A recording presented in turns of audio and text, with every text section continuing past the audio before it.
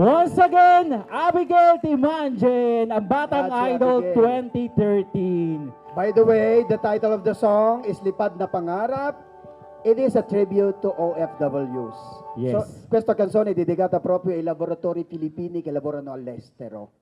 Okay, so this is your certificate of appreciation from Ginang Pilipinas Italia 2014. Grazie mille. Okay, Abigail Abigail. Timanjen. Abigail, Timanjen. scusami, quanti anni hai?